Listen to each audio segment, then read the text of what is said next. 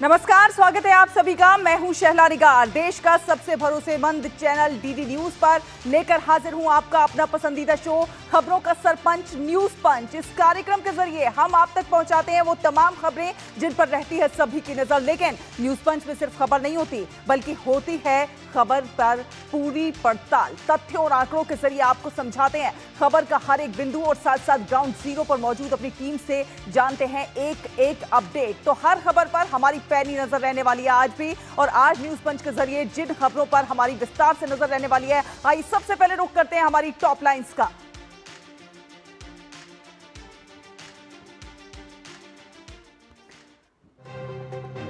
तो top lines का रुख करते हैं। आपको बता दें, पहली टॉप लाइन है यूपी में हरियाली का महायज्ञ। जी हां, आज से हरियाली का ये महायज्ञ होने जा रहा है। किस प्रकार से मेगा अभियान वृक्षारोपण का उत्तर प्रदेश में चलने जा रहा है, उस पर हमारी नजर रहने वाली है। और साथ साथ जो दूसरी हमारी टॉप लाइन रहने वाली है, दूसरी टॉप लाइन का रुख कर लेते हैं। और दूसरी टॉप लाइन है रेलवे से जुड़ी हुई। जी हां, रेलवे का सेफ ट्रैक 680 किलोमीटर पर सुरक्षा कवच। किस तरह से रेलवे के दिशा में एक मील का पत्थर साबित होने वाला है ये सुरक्षा कवच, और क्या कुछ है ये सुरक्षा कवच, कैसे रेलवे के दिशा में जो है एक बड़ी जो है नयापन देखने को मिलेगा, कुछ सुरक्षा के लिहाज से खास देखने को मिलेगा। इस पर हमारी खास नजर बनी रहेगी। साथ साथ तीसरी टॉप लाइन का रुख करेंगे और तीसरी टॉप लाइन है फीफा में अर्जेंटीना का जलवा। किस प्रकार से फीफा का रोमांच जो है देखने को मिल रहा है और फीफा फीवर लोगों के सर पर चढ़ता जा रहा है। अर्जेंटीना ने कैसा जलवा दिखाया है उस पर हमारी नजर रहेगी। तो ये हमारी तीन टॉप लाइंस रहने वाली है। तो सबसे पहले रुख करते हैं हमारी पहली बड़ी खबर का, जो कि न्यूज पंच की पहली बड़ी खबर है। जी हां, पहली बड़ी खबर का रुख कर लेते हैं। उत्तर प्रदेश में आज पर्यावरण संरक्षण के लिए अब तक का सबसे बड़ा पौधारोपण अभियान चलाया जाने वाला है। और एक पेड़ मां के नाम अभियान के तहत पूरे प्रदेश में एक ही दिन में 35 करोड़ से अधिक पौधे लगाने का ये पूरा लक्ष्य रखा गया। यह अभियान सिर्फ पौधारोपण अभियान तक सीमित नहीं रहने वाला है, बल्कि इसे जन भागीदारी के माध्यम से पर्यावरण संरक्षण और जलवायु परिवर्तन से मुकाबले का एक व्यापक अभियान बनाया जाएगा। किस प्रकार से ये व्यापक अभियान बनेगा? हम जानते हैं कि भारतीय संस्कृति में प्रकृति का संरक्षण सिर्फ पर्यावरणीय दायित्व नहीं है, बल्कि कृतज्ञता का भाव है। हम पृथ्वी को माता, नदियों को जीवनदायिनी और वृक्षों को प्राण वायु का आधार मानते हैं। और यही कारण है कि वृक्षारोपण सिर्फ औपचारिक कार्यक्रम नहीं है, बल्कि उस प्रकृति के प्रति अपना आभार व्यक्त करने का एक बेहद महत्वपूर्ण अवसर है, जिसने हमें जीवन दिया है, अन्न, जल और ऊर्जा प्रदान की है। 12 जुलाई का वृक्षारोपण का ये महायज्ञ उसी कृतज्ञता का एक विराट उत्सव है। तो आज हरियाली का ये एक बड़ा रिकॉर्ड बनने जा रहा है। किस प्रकार से ये बड़ा रिकॉर्ड बनता हुआ नजर आएगा? 35 करोड़ पौधे लगाने का ये पूरा लक्ष्य रखा गया है। तो आपको ग्राफिक्स के जरिए समझाने की कोशिश करते हैं किस प्रकार से प्रकृति के प्रति कृतज्ञता का ये उत्सव है। यूपी में आज ये हरियाली का महाअभियान चलाया जा रहा है। इसे हरियाली के महायज्ञ के तौर पर भी देखा जा रहा है। एक दिन में 35 करोड़ पौधे लगाने का ये पूरा लक्ष्य रखा गया है। एक पेड़ मां के नाम अभियान के तहत ये पूरा अभियान चलाया जा रहा है, जिसमें 35 करोड़ पौधे एक बड़ा मेगा अभियान के तौर पर इसे देखा जा रहा है। सीएम योगी ने गोरखपुर में पौधारोपण किया है। राज्यपाल समेत मंत्री भी इसमें शामिल हैं। तमाम लोग जन भागीदारी से पौधारोपण करते हुए नजर आ रहे हैं। तमाम अधिकारी भी पौधारोपण करते हुए नजर आ रहे हैं। अलग अलग क्षेत्रों में किस प्रकार से ये पौधारोपण का अभियान चलाया जा रहा है, क्योंकि 35 करोड़ पौधे कम नहीं होते, बहुत बड़ी संख्या है। और इसीलिए इसे एक मेगा अभियान के तौर पर देखा जा रहा है। ग्राम पंचायत से राजमार्ग तक पौधे आपको देखने को मिलेंगे। स्कूल, कॉलेज, अस्पतालों, हर जगह पर आपको पौधे आपको देखने को मिलेंगे। यहाँ तक कि जो रास्ते हैं, उन रास्तों के किनारों पर आपको पौधे देखने को मिलेंगे। पर्यावरण और जलवायु संरक्षण पर जोर है। इसमें पूरी तौर पर, साफ तौर पर देखने को मिल रहा है कि किस प्रकार से पर्यावरण और जलवायु संरक्षण के लिहाज से पौधरोपण बेहद महत्वपूर्ण हो जाता है। और पौधरोपण का ये जो अभियान है यूपी में आज हरियाली का ये महाअभियान के तौर पर देखा जा रहा है। घर घर पौधे लगाने की जनता से अपील की जा रही है। जनता पौधे लगाने के लिए खुद मैदान में उतरती हुई नजर आ रही है। तो आगे आपको बता दें कि पौधरोपण के इस अभियान में मैदान में पूरी की पूरी कैबिनेट नजर आ रही है। जी हाँ, कैबिनेट पूरी इस पौधरोपण के अभियान में उतर गई है। अलग अलग जिलों में मंत्री तैनात हैं और झांसी में डिप्टी सीएम और आपको बता दें कि मैदान में पूरी तरह से पूरी कैबिनेट जो है तैयार दिख रही है। अलग अलग जिलों में मंत्री तैनात हैं। झांसी में डिप्टी सीएम केशव मौर्य और तो लखनऊ में डिप्टी सीएम ब्रजेश पाठक पौधरोपण के इस अभियान में नजर आ रहे हैं। लखनऊ में पंकज चौधरी, केंद्रीय मंत्रियों की पूरी भागीदारी यहां देखने को मिल रही है। पीलीभीत में केंद्रीय मंत्री जितेंद्र प्रसाद, बागपत में केंद्रीय मंत्री जयंत चौधरी, तमाम कैबिनेट के मंत्री जो हैं वो पौधरोपण के इस अभियान में साफ तौर पर नजर आ रहे हैं। तो वृक्षारोपण का ये पूरा अभियान है 2026 का, और वृक्षारोपण अभियान 2026 के शुभारंभ कार्यक्रम की तमाम तस्वीरें हम अपने दर्शकों तक पहुंचाने की लगातार कोशिश कर रहे हैं कि किस प्रकार से आपको तस्वीरें दिखाने की कोशिश करते हैं कि किस प्रकार से पौधरोपण का, वृक्षारोपण का ये पूरा महाअभियान जो है ये चलाया जा रहा है। तो तमाम तस्वीरों के जरिए ये दर्शाने की कोशिश की किस प्रकार से ये पौधरोपण का अभियान चलाया जा रहा है। 35 करोड़ पौधे इस दौरान लगाए जाएंगे। एक पौधरोपण का बड़ा मेगा अभियान के तौर पर इसे देखा जा रहा है। मुख्यमंत्री योगी आदित्यनाथ से लेकर उप मुख्यमंत्री, तमाम कैबिनेट के मंत्री इस पूरे पौधरोपण अभियान में शामिल हो रहे हैं। तो तमाम अधिकारी भी पौधरोपण के इस महाअभियान में शामिल होते हुए अपनी आहुति इस महायज्ञ में देते हुए नजर आ रहे हैं, क्योंकि ये एक बेहद महत्वपूर्ण है पौधरोपण के पूरा अभियान। क्योंकि पौधरोपण जब होती है तो पर्यावरण की दिशा और दशा दोनों बदलती है, और जिस प्रकार से ग्लोबल वार्मिंग होती जा रही है उस ग्लोबल वार्मिंग से बचने की दिशा में भी पौधरोपण की ये अभियान बेहद महत्वपूर्ण साबित होता हुआ नजर आएगा।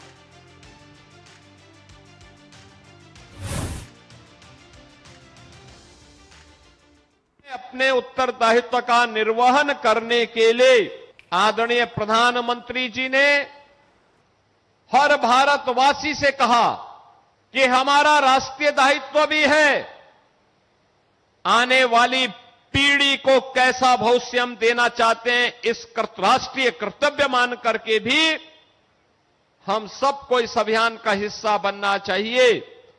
और इसी अभियान का हिस्सा बनने के लिए इन्होंने जो सबसे सुंदर थीम प्रत्येक भारतवासी के लिए दी, वह दी एक पेड़ मां के नाम। पूरी सरकार, हमारी भारतीय जनता पार्टी के सभी कार्यकर्ता और आम जनता सब लोग बढ़ चढ़ करके इस अभियान में प्रतिभाग कर रहे हैं। मैं प्रदेशवासियों से अपील करता हूं, एक पेड़ मां के नाम अवश्य लगाएं और अपने प्रदेश को हरा भरा बनाएं, पर्यावरण की दृष्टि से अव्वल दर्जे पर लाएं।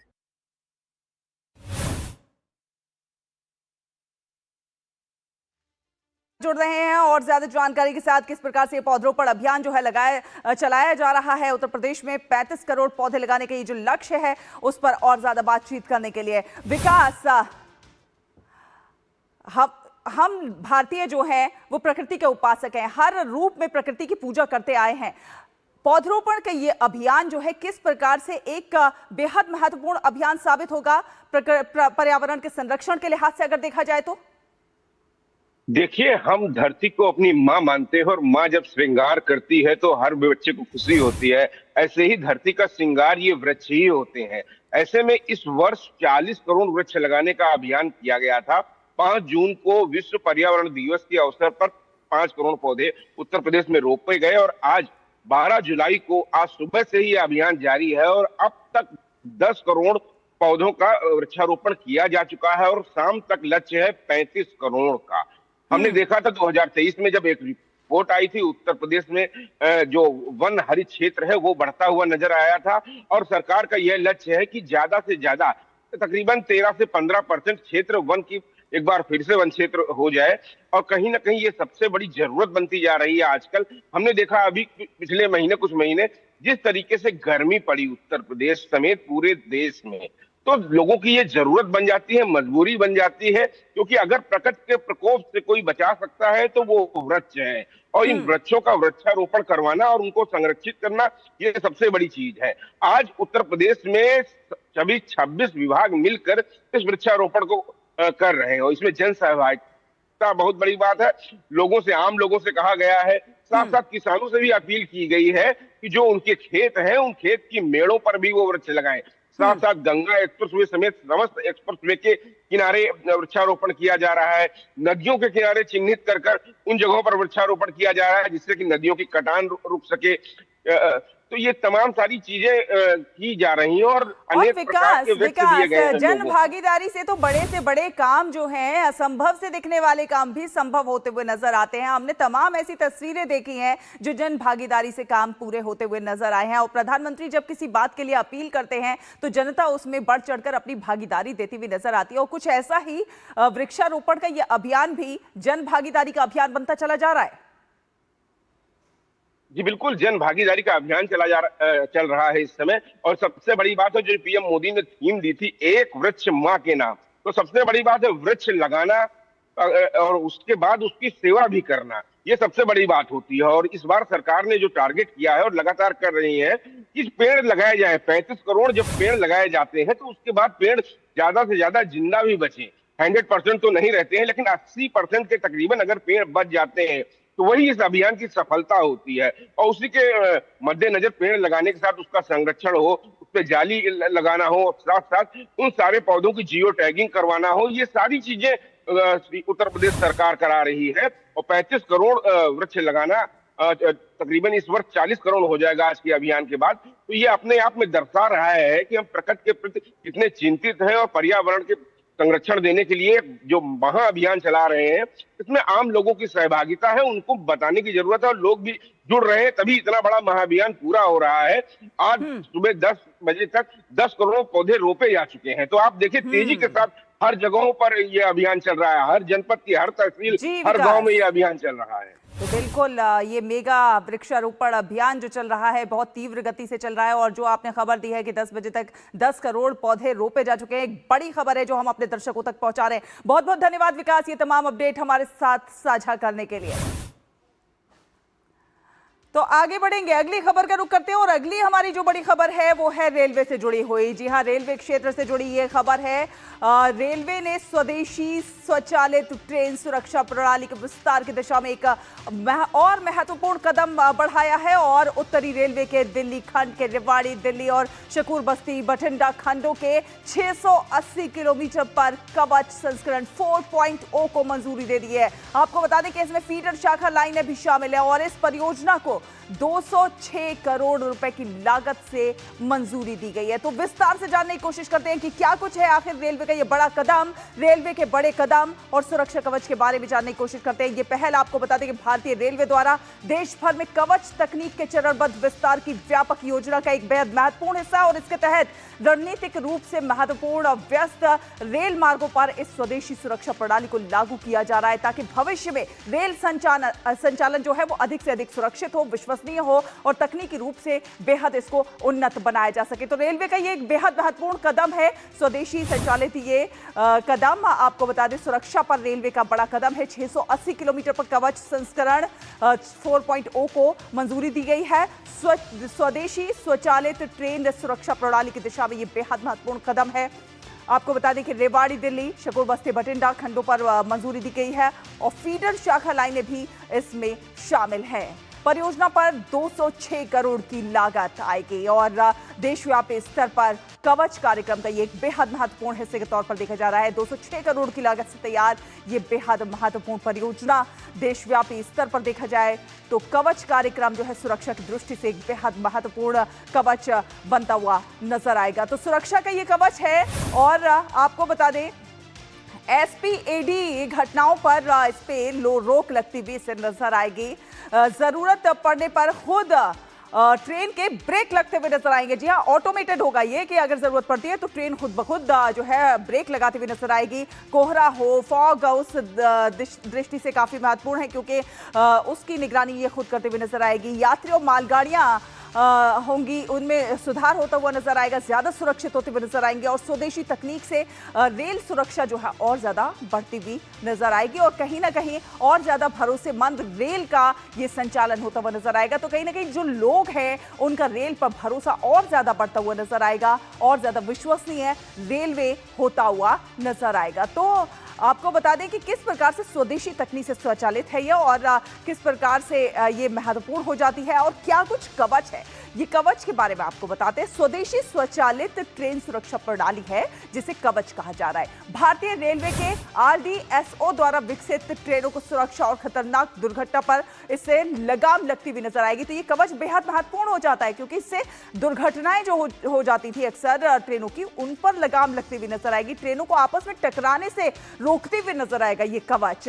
इसका मुख्य काम ट्रेनों को आपस में टकराने से रोकने पर, लाल सिग्नल अगर पार तो अपने आप ब्रेक लगते हुए नजर आएंगे। ट्रेन के अगर लाल सिग्नल पार होता है तो अपने आप ट्रेन जो है ब्रेक लेती हुई नजर आएगी।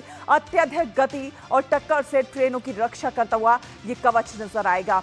धूल उपकरण, नाकामी से होने वाले जो हादसे होते हैं उनसे भी कहीं ना कहीं बचाव होगा, फॉग से बचाव होगा।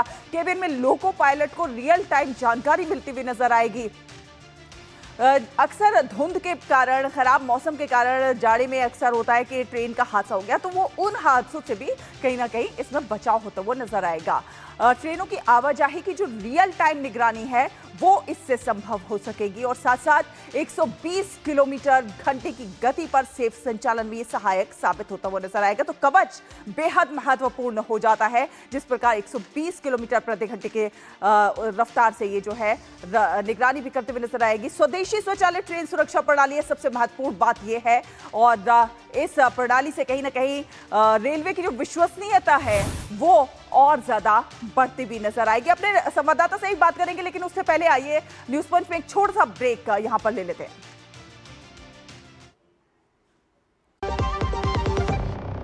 पर्यटन केवल घूमने फिरने तक सीमित नहीं, बल्कि संस्कृति, रोजगार और आर्थिक विकास का मजबूत आधार है। प्रधानमंत्री श्री नरेंद्र मोदी की मंशा अनुरूप और मुख्यमंत्री डॉक्टर मोहन यादव के नेतृत्व में मध्य प्रदेश का पर्यटन अब अंतर्राष्ट्रीय स्तर पर नई पहचान बना रहा है। वसुधैव कुटुम्बकम की भावना के साथ मध्य प्रदेश देश विदेश से आने वाले हर पर्यटक का आत्मीय स्वागत कर रहा है। मध्य प्रदेश आके हमें प्रकृति, संस्कृति और आध्यात्मिकता का अनुभव हुआ। यहाँ की साफ सफाई, व्यवस्थाएं और लोगों का अपनापन हमारी यात्रा को यादगार बना गया। मध्य प्रदेश सरकार का बहुत बहुत धन्यवाद। ग्रामीण पर्यटन, वेलनेस और इको टूरिज्म जैसे नए क्षेत्रों पर विशेष फोकस के साथ मध्य प्रदेश सतत विकास और बेहतर पर्यटन अनुभव की दिशा में तेजी से आगे बढ़ रहा है। धार्मिक पर्यटन की दृष्टि से और अन्य पर्यटकों की दृष्टि से अगर कोई पर्यटक आए किसी राज्य में, हाँ हमें गर्व है मध्य प्रदेश वो स्थान है जहाँ सर्वाधिक रूप से टूरिज्म का सेक्टर सबसे अच्छी गति से बढ़ा। ओ हरि भैया, अरे वाह, खेतों में कौन सी फसल लगाए हो? 12 महीने कमा कर दे ऐसी फसल। क्या? मैंने नया व्यवसाय शुरू किया है। उसके लिए पैसे? इसमें किसी निवेश की जरूरत ही नहीं। अच्छा मुखिया जी। अरे मुखिया जी नमस्ते। अरे हरी, कब आ रहे हो? आप बस चलिए, मैं पहुंचता हूं। अब मैं LIC एजेंट हूं। LIC एजेंट बनो, अब बड़ा सोचो। हमारी वेबसाइट पर जाएं या अपनी नजदीकी LIC शाखा से संपर्क करें। जब धरती चीर कर निकलता है लोहे का पत्थर और मिलता है मोंगिया के जोश से, फिर तपता है, पिघलता है और बनता है फौलाद। अब होता है सरिया सारी खूबियों के साथ। मोंगिया स्टील, मजबूत देश का मजबूत सरिया।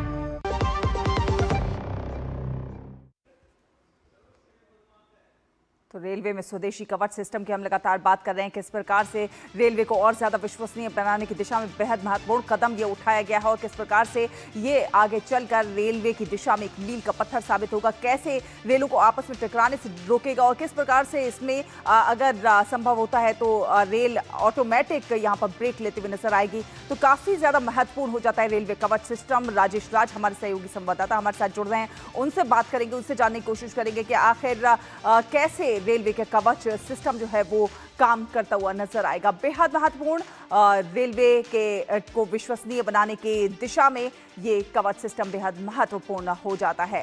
तो रेलवे की ने एक ये बेहद महत्वपूर्ण कदम उठाया है और आगे बढ़ेंगे, इस पर बात करेंगे, लेकिन उससे पहले बात कर लेते हैं हम फीफा फीवर की। जी हाँ, अर्जेंटीना ने विश्व कप के सेमीफाइनल में जगह बना ली है।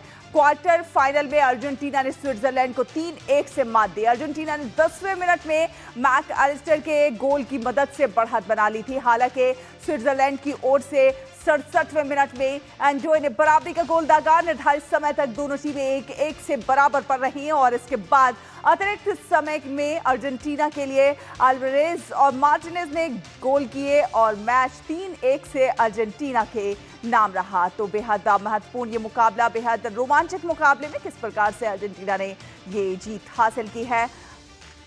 अर्जेंटीना सेमीफाइनल में पहुंची है और क्वार्टर फाइनल में स्विट्जरलैंड को मात दी। आपको बता दें अर्जेंटीना ने 3-1 से ये जीत दर्ज की है। अर्जेंटीना सेमीफाइनल में, क्वार्टर फाइनल में स्विट्जरलैंड को मात देकर अर्जेंटीना ने 3-1 से ये जीत अपने नाम की है। 3-1 से ये जीत दर्ज की और आपको बता निर्धारित समय तक 1-1 से बराबर रही ये दोनों ही टीमें और अर्जेंटीना ने 2 गोल अल्वारेज और मार्टिनेज ने किए और एक्स्ट्रा टाइम में ये पूरे गोल किए गए हैं।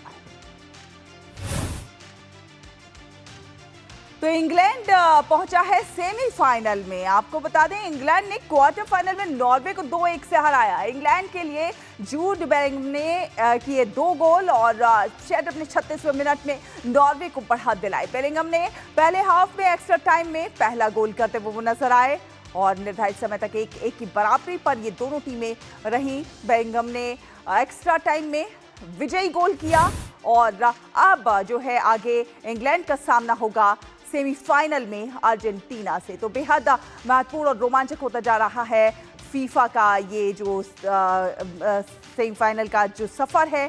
तो फीफा विश्व कप सेमीफाइनल लाइनअप तय हो गया है और 15 जुलाई पहला सेमीफाइनल फ्रांस बनाम जो है स्पेन खेला जाएगा। 16 जुलाई को दूसरा सेमीफाइनल अर्जेंटीना इंग्लैंड बनाम अर्जेंटीना खेला जाएगा। तो फीफा फीवर लोगों के सर चढ़कर बोल रहा है और फीफा से जुड़े इन मैचों पर ज़्यादा जानकारी के लिए हमारी सहयोगी सुचित्रा हमारे साथ जुड़ रही हैं। सुचित्रा, मौजूदा चैंपियन अर्जेंटीना सेमीफाइनल पहुंच चुकी है, कितनी मुश्किल रही ये जीत उनके लिए? जी बिल्कुल शैला, भले ही अर्जेंटीना ने ये मैच जीत लिया है, सेमीफाइनल में पहुंच गई है, लेकिन आज कड़ी टक्कर दी स्विट्ज़रलैंड ने अर्जेंटीना को और एक वक्त तो लग रहा था कि स्विट्ज़रलैंड कहीं उलट फेर ना कर दे और मौजूदा चैंपियन को कहीं यहीं से घर वापसी ना हो जाए उसकी।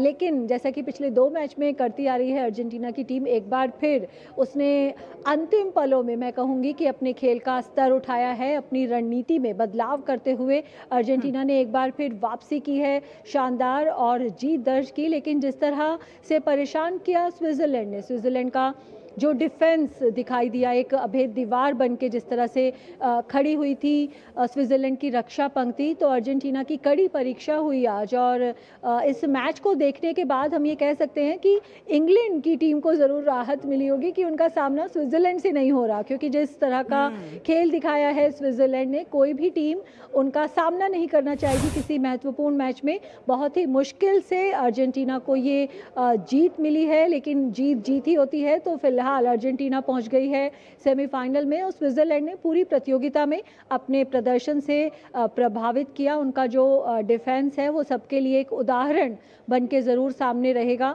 तो मुश्किल से एक और जीत मिली अर्जेंटीना को और वो अब सेमीफाइनल में पहुंच गई है। शैला। सुचित्रा, अब अर्जेंटीना का मुकाबला जो है सेमीफाइनल में इंग्लैंड से होगा, तो किस तरह के मुकाबले की उम्मीद की जाए?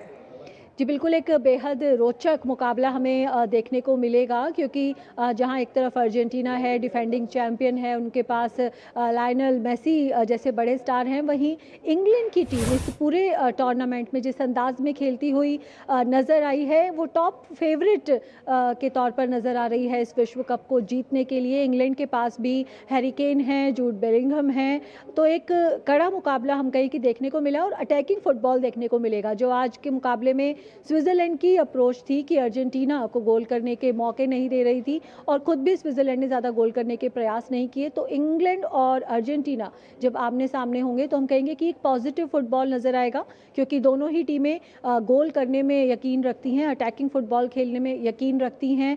तो हम कह सकते हैं कि मुकाबला बहुत ही रोमांचक होगा और एक हाई स्कोरिंग मुकाबला भी हमें देखने को मिल सकता है और डिफेंस की ज़रूर परीक्षा होगी, गोलकीपर्स की ज़रूर परीक्षा होगी, क्योंकि अर्जेंटीना के जो गोलकीपर है आज के मैच में भी उनका प्रदर्शन बेहद शानदार रहा और अब सेमीफाइनल में उन्हें हैरी केन और जूड बेलिंघम का जो आक्रमण है उसका उन्हें सामना करना होगा। तो एक कड़ी परीक्षा होगी अर्जेंटीना के गोलकीपर की सेमीफाइनल में। शैला, तो बिल्कुल फीफा में अर्जेंटीना का जलवा जो है वो कायम है और आगे भी हाई स्कोर मुकाबले की हम उम्मीद कर सकते हैं। बहुत बहुत धन्यवाद सुचित्रा हमारे साथ जुड़ने के लिए।